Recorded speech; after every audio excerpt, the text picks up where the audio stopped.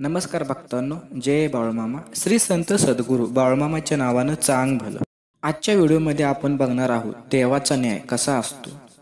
एके दिवशी एक महात्मे आपल्या शिष्यासह प्रवासाला निघाले. गुरुजींना जास्त इकडे तिकडचे पाहणे गोष्टी आवडत नसे. कमी बोलण्याने आपले काम शांतपणे करणे त्यांना आवडत असे. पण शिष्य खूप सक्रिय होता. तो नेहमी इकडे तिकडे काहीतरी विचार करत असे.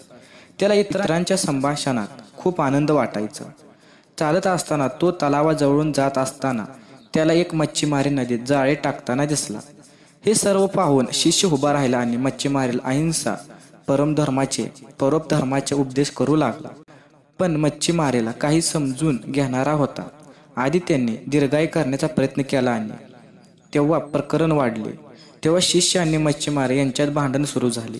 गुरुजी खूप पुढे गेलेले परत आले आणि त्यांना शिष्याला आपल्यासोबत येण्यास सांगितले. गुरुजी त्यांच्या शिष्याला म्हणाला, बेटा, आमच्यासारखं संतांचे कार्य फक्त समजावून सांगणे आहे, परंतु देवाने आम्हाला शिक्षा करण्यासाठी पृथ्वीवर पाठवलेलं नाही. शिष्याने विचारले, महाराजांना न अनेक शिक्षा माहीत आहेत आणि ना आपल्या राज्याचा राजा अनेकांना शिक्षा करतो, मग त्याला शिक्षा कोण करणार? शिष्याच्या या विधानाला उत्तर देताना गुरुजी म्हणाले, बेटा, तुम्ही निश्चिंत राहू शकता की या जगात एक अलौकिक शक्ती अस्तित्वात आहे, जी या व्यक्तीला शिक्षा देते, ज्याची पोहोच सर्वत्र आहे. देवाची दृष्टी सर्वत्र आहे आणि तो सर्वत्र पोहोचतो. त्यामुळे तुम्ही आता निघा. चला, या लढ्यात भांडणात उतरणे पडणे चुकीचे ठरेल, म्हणून या भांडणापासून दूर राहा.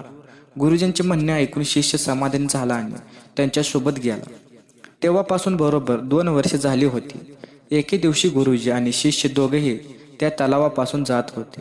2 वर्षापूर्वीच्या मच्छीमारीची घटनाही शिष्य विसरला होता. त्याच तलावाजवळ त्यांनी पाहिले की एक साप खूप वेदना त्रासत होता आणि त्याला हजारो मुंग्या ओरबाडून खात होत्या. शिष्याने हे दृश्य पाहिले व त्याला स्वतःला सावरता आले नाही. त्याचे हृदय दयाने वितळले, पाझरले. तो शिष्य सापाला मुंग्यांपासून वाचवायला जाणारच होता. तेव्हा गुरुजींनी त्याचा हात धरला, त्याला जाण्यास मनाई केली आणि म्हणाला, बेटा, त्याचे कर्माचे फळ त्याला भोगावंच लागेल. आता जर तुम्ही त्याला थांबवण्याचा प्रयत्न केला तर त्या बिचाऱ्याला पुढच्या जन्मी पुन्हा दुःख भोगावं लागेल, कारण त्याचे कर्माचं फळ त्याला भोगावं लागतं. शिष्याने गुरुजींना विचारले, गुरुजी, त्यांनी असं कोणते कृत्य केलं आहे की ते या संकटात अडकले आहेत? गुरु महाराज म्हणाले, हा तोच मच्छीमार आहे ज्याला आपण मागच्या वर्षी या ठिकाणी मासेमारी न करण्याचा सल्ला दिला होता आणि तो तुमच्याशी भांडण करायला रागवला होता. ते मासे मुंग्या आहेत आणि तो टोचून खात आहेत. हे ऐकून शिष्य आचार्याने म्हणाला, गुरुजी, हा फार विचित्र न्याय आहे. गुरुजी म्हणाले, बेटा, स्वर्ग आणि नरकाचा सर्व दृश्य या जगात आहेत. आपण प्रत्येक क्षणी देवाच्या न्यायाचे उदाहरण पाहू शकतो. तुमची कृती शुभ असो वा अशुभ, त्यांचा परिणाम तुम्हाला भोगावाच लागतो. म्हणूनच देवाने उपदेश देताना वेदनामध्ये म्हटले आहे की तुम्ही केलेले कर्माचे नेहमी स्मरण करा. तुम्ही जे केले आहे त्याचा विचार करत राहा, कारण तिथे तुम्हाला दुःख भोगावे लागेल. हे खरं आहे. आयुष्यातील प्रत्येक क्षण मौल्यवान आहे, म्हणून तो वाईट कर्माने वाया जाऊ देऊ नका. तुमच्या खात्यात नेहमी तुमच्या चांगल्या कर्माची संख्या वाढावी, कारण तुमच्या चांगल्या कर्माचे फळ खूप आनंददायी असेल. याचा उलटाही तितकाच खरं आहे. तुमच्या वाईट कर्माचे फळ एक दिवस वाईट पद्धतीने भोगावे लागेल.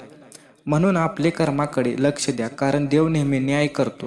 गुरुजींचे म्हणणे शिष्याला स्पष्ट समजले. मित्रांनो, आपण यावर विश्वास ठेवा किंवा ठेवू नका. हे 100% खरं आहे की देव नेहमीच योग्य न्याय करतो आणि त्याचा निर्णय थेट आपल्या स्वतःच्या कर्माशी संबंधित आहे.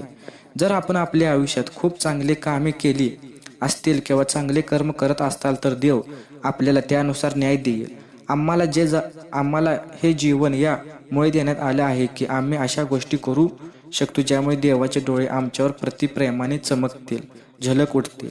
बोला बोला बाळूमामाच्या नावानं चांग भलं.